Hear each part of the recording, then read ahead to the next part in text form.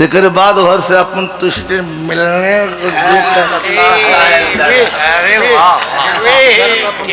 तनी हाथ रस का भी आनंद ले चले के बीच बीच में आप लोगों बदे हम खड़ा है यहाँ से छूटा रूम पर बनारस जाई खाली बरस मंजन करब नाश्ता करब तुरंत निकल जा फिर बलिया दिन में भी रहा लेकिन हम का होई उसे मतलब ना हो हाई लोग बैठल हो लोग का मन न टूटे इसे हमें मतलब हो भैया लाल याद रहे जगनवा का घी दूध बादाम इकुल खरीबा तो खात खात फायदा करा लेकिन ये जो रसबा मुड़ी हो ये पेट में गयल की फायदा तुरंत फायदा के ला जसवंत हमारे यहाँ साजियाबाद बाजार में दो जाने हुवन वही जो खड़ा रही लोगों जान कहानी छुटल है दू झापड़ मार दिले हो खड़ा हो कहानी वहाँ हम आवत है दोनों जाने नियम से जाके अपन दो दो तीन तीन ठेल ले लो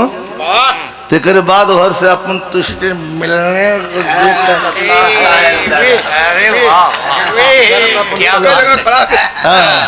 खड़ा हो बतिया के तने से हिल यहाँ तो आगे बढ़ी तो एक जने लेके चलना आ दोनों जने में से एको जाने खाली लुंगी पहनना पूछा का मौका ना देना किस कलर की चड्डी है अरे वाह नेकर नीचे पहिरबे न करता कब्बों एक जाने लंगोटा उटा बांधा वो भुला गई ना जब से बढ़ गए पी के लोग चलना तो एक जाने दूसरका से कहलन कि करे चिकना ले लेनी सारे चिकना में भुलाई जा लेता है कह मतवा चिकना बिना मुँह हुआ अब बैली आवत है अब लिया लिया में तो लेटे सिसिया रहल एमे निकाल के वहू के मार ले ऐठे नारी रहल सुखल रहल पानी ना रहल यहाँ से यहाँ तक गाड़ी उड़ी जाए तो वहाँ ब्रेक लेके धीरे धीरे आदमी निकालना वही में गोड़ धैलना तो ले गिर पड़ना आज जब गिरना मुँह के बगल तई लुंगी चली आई मुँह के अंडरवियर ना चिखना आने लेके चिखना आइल अनमुनार होत रहल कल करे कहाँ हुए रे का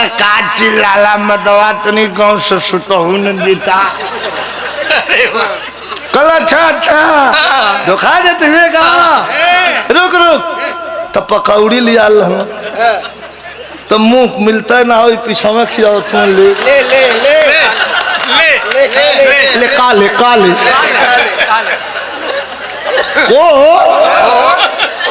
हो सारे अब तो लोग के गैस बनल और हवा खुल गए एक लात मरल कहे सरो पकौड़ी खुदा ठंडा तो ले फूका लगला है के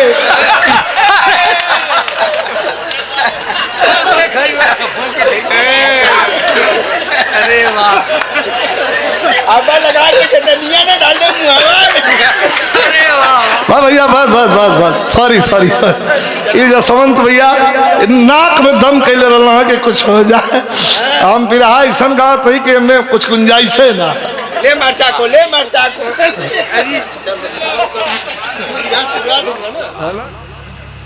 नीचे वाला कर देवा तो पूर्वांचल वाला हो जाए वाह यहाँ वाला बुंदेलखंडी होला तनी से और ऐसे ऊपर जाई तो ये गुजराती हो जाला बिहारी घूंघट किसन होला बिहारी घूंघट यहाँ तक रहला अच्छा अच्छा ठीक ठीक बारे मारा नहीं बढ़िया पत्थरा लेके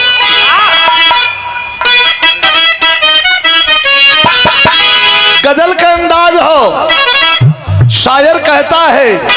कि आड़ लेके घूंघट की आड़ लेके घूंघट की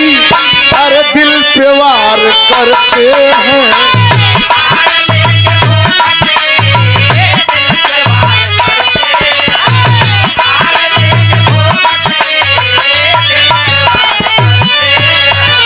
आड़ लेके घूंघट की दिल पे वार करते हैं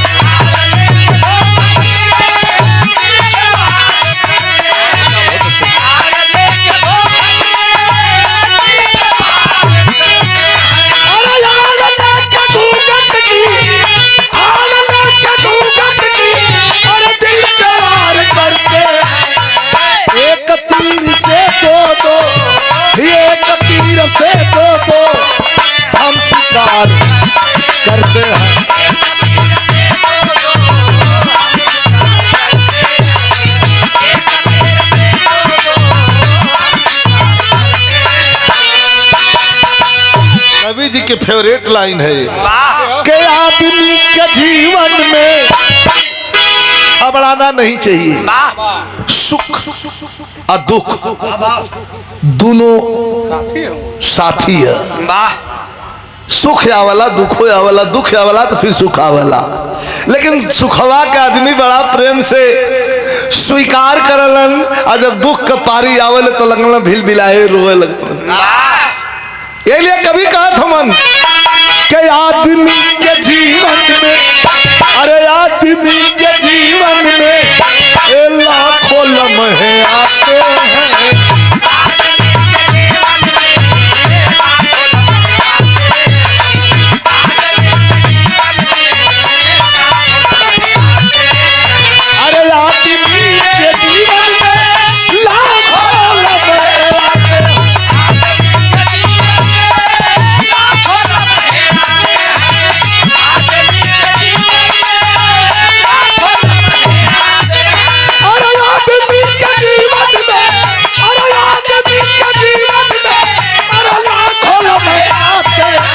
अरे किसी को हंसाते हैं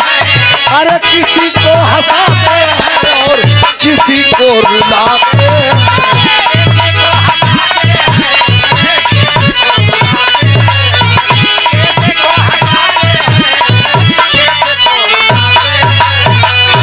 कहानी बड़ी गमगीन हो,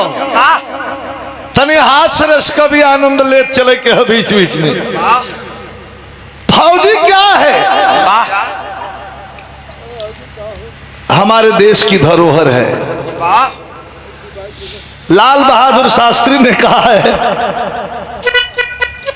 कि जवान और किसान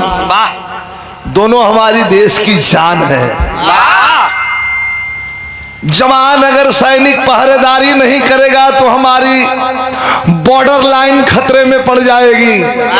और किसान अगर धरती की छाती चीर कर अथक प्रयास करके अन्न पैदा नहीं करेगा तो उद्योगपति हो, पूंजीपति हो, चाहे दुनिया का कोई पति हो, खाने के लिए तो अन्न ही चाहिए ना।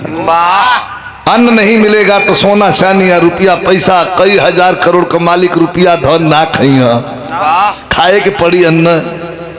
और अन्नदाता कौन है? किसान है।